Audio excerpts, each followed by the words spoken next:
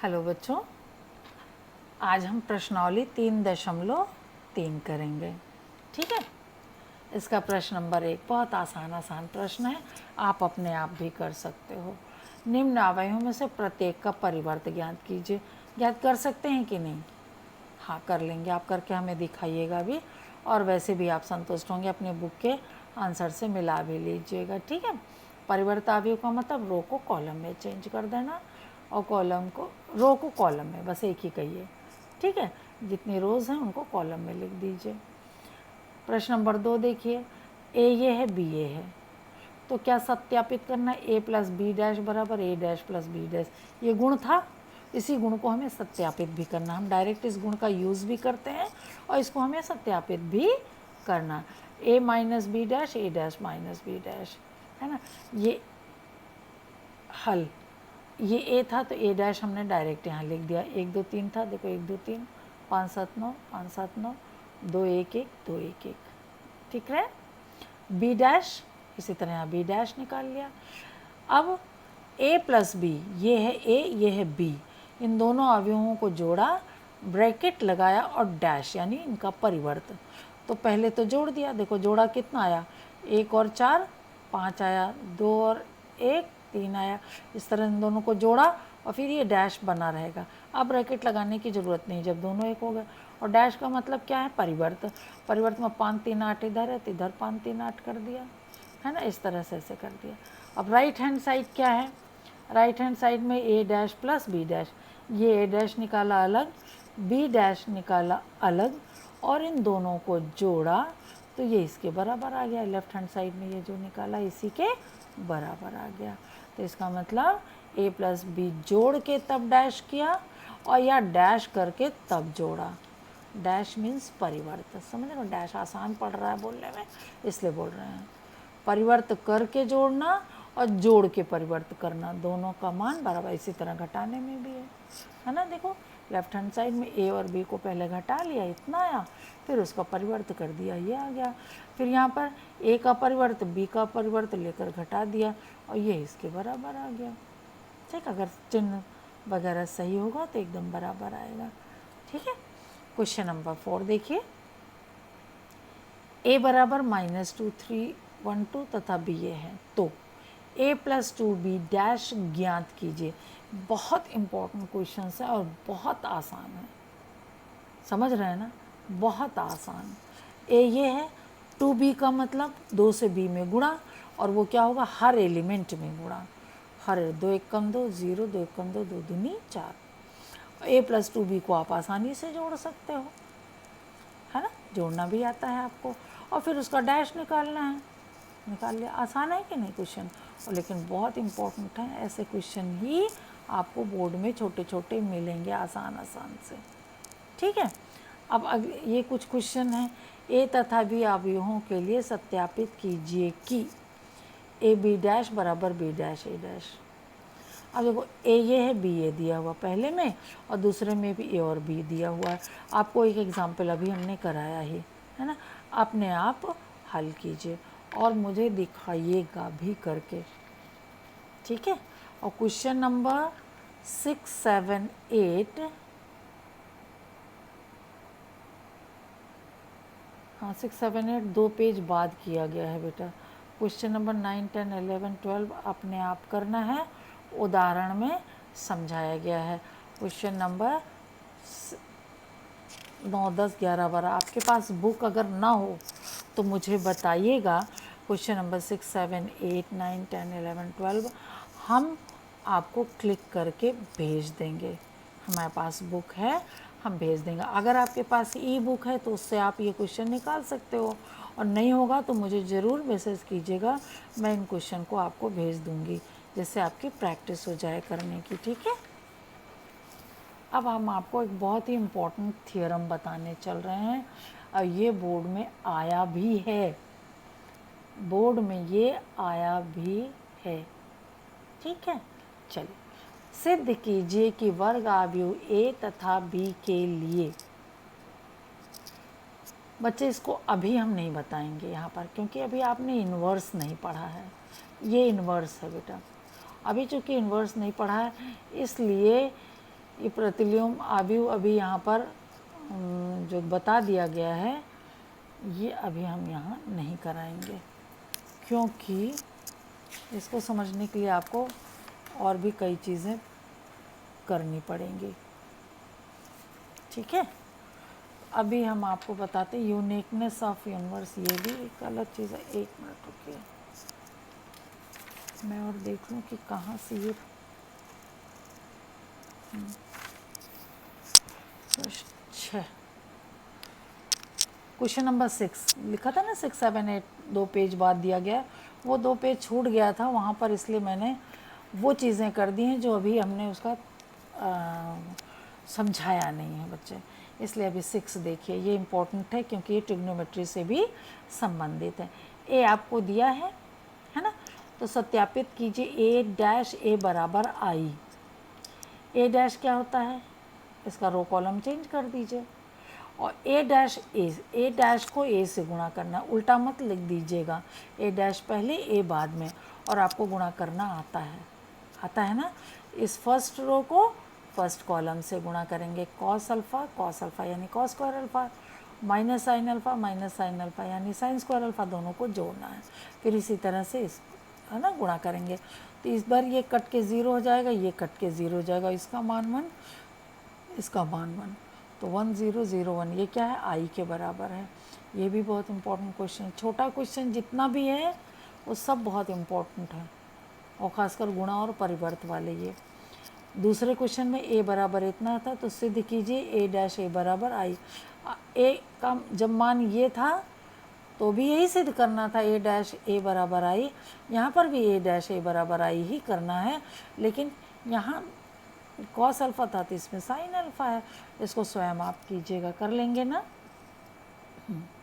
7वां देखिए, सिद्ध कीजिए कि आव्यूह ए, ये आव्यूह है, एक सममित आव्यूह है।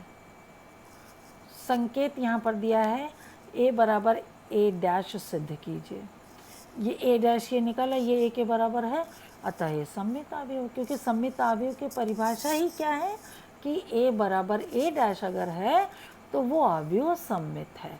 तो आपने ए डैश निकाला, उसको ए के बराबर बताया, तो ये क्या है, सममित है। ठीक, नेक्स्ट में देखिए क्या है, क्या सिद्ध कीजिए कि ए ये एक विषम सममित आव्यूह है।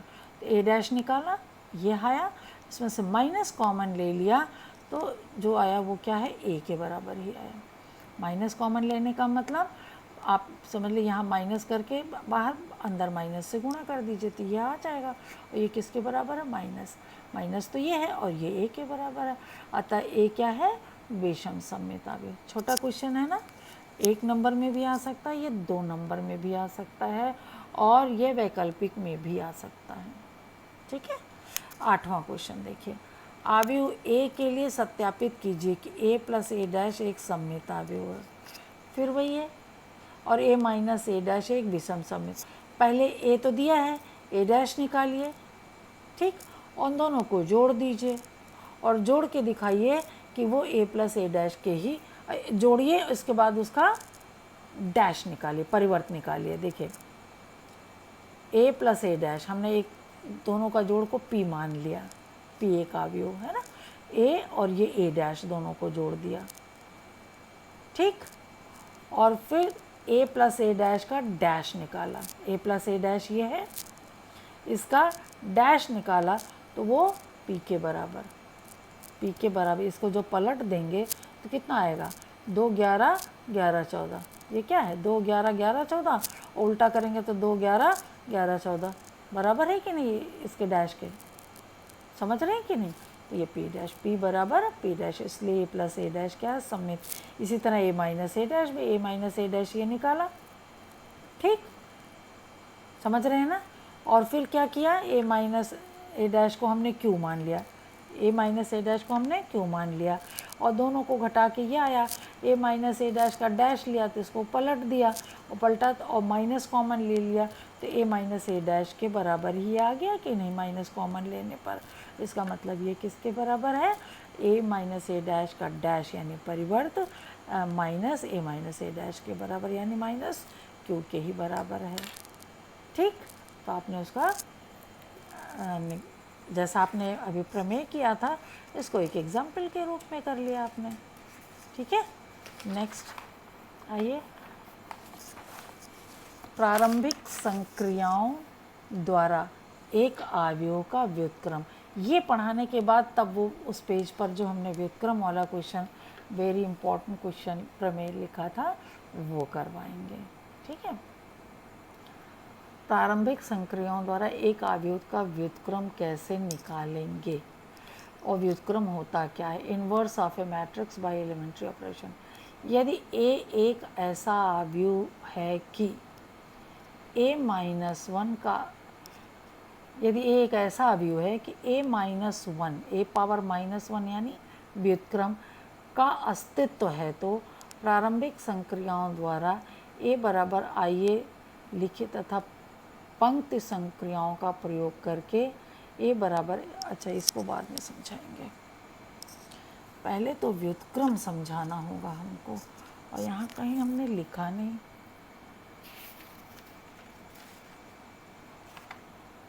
एक मिनट, सबसे पहले तो आपको बताएं, अगर a में a किसी दूसरे अवयव से गुणा करें और वो आ जाए तत्समक अवयव, तो इसको व्युत्क्रम कहेंगे, a इनवर्स।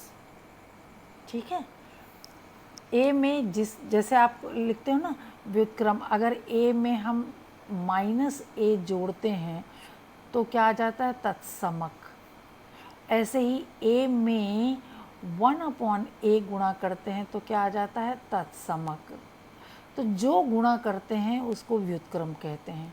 1/a का व्युत्क्रम a है, 1/a का व्युत्क्रम a है, और -a का व्युत्क्रम a है।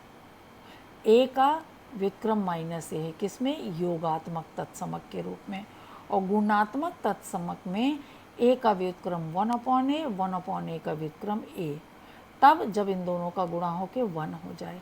इसी तरह से मैट्रिक्स में भी a का व्युत्क्रम, जैसे अगर हम a b = तत्समक अवयव कर दें तो b को a का व्युत्क्रम कहेंगे, b को a का व्युत्क्रम कहेंगे, और a के व्युत्क्रम को a इनवर्स a पावर -1 से प्रदर्शित करते हैं। ठीक है ना, बात समझ में आई कि नहीं? इनवर्स या व्युत्क्रम क्या होता है? जब हम a में किसी एक अवयव b से गुणा करें और गुणा करने के पश्चात क्या आ जाए? तत्समक अवयव आ जाए, तो हम b को a का परिवर्त कहते हैं, और उसको लिखते कैसे हैं? a इनवर्स, यानी b बराबर क्या होगा? a inverse. कब? जब a b बराबर i हो जाए। जैसे a प्लस -a बराबर कितना हो गया? 0, तो -a को a का व्युत्क्रम कहते हैं, और a को -a का व्युत्क्रम कहते हैं। और जो इसमें योग और गुणन दोनों केस है। गुणा के केस में a का व्युत्क्रम 1/a होता है, 1/a का व्युत्क्रम a होता है, क्योंकि इनका गुणा होके 1। अब व्युत्क्रम का मतलब समझ में आ गया कि जब तत्समक हमें मिले, जो भी जोड़ने या घटाने से तत्समक मिलता है उसको हम क्या कहते हैं? व्युत्क्रम। तो यहाँ पर एक अवयव में दूसरे अवयव का गुणा करने पर जब तत्समक मिले तो दोनों एक दूसरे के व्युत्क्रम होते हैं। कैसे इस व्युत्क्रम को हम प्राप्त करेंगे? कैसे इस व्युत्क्रम को हम प्राप्त करेंगे? दो विधियां हैं, जिसमें से एक सबसे इम्पॉर्टेंट है प्रारंभिक संक्रियाओं द्वारा एक अवयव का व्युत्क्रम निकालना। प्रारंभिक संक्रिया क्या है वो यहाँ बताई जा रही है, यहाँ आपको डिटेल में बताया जाएगा प्रारंभिक संक्रिया क्या है। यदि a एक ऐसा अवयव है कि a इनवर्स का अस्तित्व है, अगर तो, अगर अस्तित्व ही नहीं है तब नहीं, अस्तित्व अगर है तो प्रारंभिक पंक्ति संक्रियाओं के प्रयोग द्वारा, पंक्ति संक्रिया यानी पंक्तियों में जोड़ घटाना। अब ये पंक्ति संक्रिया क्या है ये अभी हम बताते हैं आपको। प्रयोग द्वारा a इनवर्स ज्ञात करने के लिए a + IA लिखते हैं, a + IA लिखिए, तथा पंक्ति संक्रियाओं का प्रयोग a=IA पर तब तक करते रहना है जब तक कि ये वाला a जो है I में परिवर्तित हो जाए और ये I B में परिवर्तित हो जाए, जब तक कि I बराबर BA नहीं मिल जाता, अर्थात बाएं पक्ष का A I में न बदल जाए। इसी प्रकार प्रारंभिक पंक्ति संक्रिया की जगह प्रारंभिक स्तंभ संक्रिया द्वारा A इन्वर्स ज्ञात करने के लिए A बराबर AI लिखते हैं। ध्यान रखो, जब हम रो ऑपरेशन लगाएंगे तो A बराबर IA और कॉलम ऑपरेशन लगाएंगे तो A बराबर AI लिखेंगे, तथा स्तंभ संक्रियाओं का प्रयोग A बराबर AI पर तब तक करेंगे कि जब तक I बराबर AB है ना, AB ना मिल जाए, अर्थात बाएं पक्ष का A I में ना परिवर्तित हो जाए। अब नोट देखिए, उस दशा में जब A बराबर IA या A बराबर AI पर प्रारंभिक पंक्ति या स्तंभ संक्रिया लगाने पर बाएं पक्ष में के A में कोई एक पंक्ति या स्तंभ के सभी अवयव शून्य हो जाएं तो A इन्वर्स संभव नहीं होता है। A इन्वर्स कब अस्तित्व में नहीं होगा? जब हम ये पंक्ति और स्तंभ संक्रिया कर रहे हैं। क्या है अभी हम बताते हैं आपको। पंक्ति और स्तंभ संक्रिया जब तक हम लगाते हैं, और राइट हैंड साइड वाला I क्या होता है, इसका डायगोनल क्या होता है, 1 1 1 होता है। अगर सब ज़ीरो हो जाए तब इसका मतलब कि इन्वर्स संभव नहीं है। सब ज़ीरो हो जाए अगर, तो इसका मतलब इन्वर्स संभव नहीं है। ठीक है, अब हम आपको पंक्ति संक्रिया और स्तंभ संक्रिया के बारे में बताएंगे। यहाँ देखिए, अवयवों पर प्रारंभिक संक्रिया क्या होती है। अवयव रूपांतरण में ये प्रारंभिक संक्रिया क्या चीज़ होती है, बहुत इम्पोर्टेंट बात बताने चल रहे हैं। इसका प्रयोग आपको अभी करना है एलिमेंट्री ऑपरेशन में। किसी भी अवयव पर 6 प्रकार की संक्रियाएं की जाती हैं, जिनमें 3 पंक्तियों पर तथा 3 स्तंभों पर होती हैं। कैसे होती है अभी बताते हैं। जिन्हें प्रारंभिक संक्रियाएं या रूपांतरण कहते हैं। कैसे रूपांतरण कर सकते हैं, देखिए, RI RJ में परिवर्तित कर सकते हैं या CI CJ में, मतलब ith रो jth रो में हम चेंज कर सकते हैं। एक रो को दूसरे रो में हम चेंज कर सकते हैं। इसको रो प्रक्रिया कहेंगे, संक्रिया कहेंगे। और इसको अब ith कॉलम jth कॉलम से चेंज कर सकते हैं, अर्थात ith पंक्ति को RJ में पंक्ति से तथा RJ में को RB पंक्ति से बदल दिया जाए। इसी प्रकार स्तंभ को भी। दूसरा क्या कर सकते हैं, RI मतलब ith रो, यानी कोई एक रो में K से मल्टीप्लाई कर सकते हैं। K कोई एक नंबर है या कोई एक लेटर होगा, ABC कोई कांस्टेंट है जो कि 0 नहीं है, हम गुणा कर सकते हैं। इसी प्रकार कॉलम में भी किसी एक कॉलम में हम किसी एक नंबर से मल्टीप्लाई कर सकते हैं। देखो यहाँ पर दोनों तरफ एरो लगा है, यानी इसको इसमें दोनों को चेंज करना है। लेकिन यहाँ क्या है, RI में अगर हमने K से गुणा कर दिया तो वो पंक्ति चेंज हो गई, KRI हो जाएगी। इसी तरह अगर कॉलम में K से गुणा कर दिया तो KCI हो जाएगा। ठीक है, और तीसरी संक्रिया क्या है, RI को RI प्लस KRI से परिवर्तित करना। समझ रहे ना, RI में हम अगर किसी एलिमेंट से RI में गुणा कर दें, RI मतलब कोई रो ith रो में K से गुणा करके और उसको RI में फिर जोड़ दें, या CI में K से गुणा करके फिर उसको CI में जोड़ दें। अभी आप एग्जाम्पल देखिएगा तब ये चीज़ समझ में आएगी। ये 3 संक्रियाएं, ये तीनों या तो रो पर या तो कॉलम पर होंगी। अगर रो पर संक्रिया करनी है तो हर बार रो पर होगी, और कॉलम में करनी है तो हर बार कॉलम में करनी है। ठीक है। व्युत्क्रमणीय अवयव, अभी यहाँ इन्वर्टिबल मैट्रिक्स, यहाँ देखो डेफिनेशन दिया है जो हमने वहाँ पेंसिल से लिख के आपको बताया था।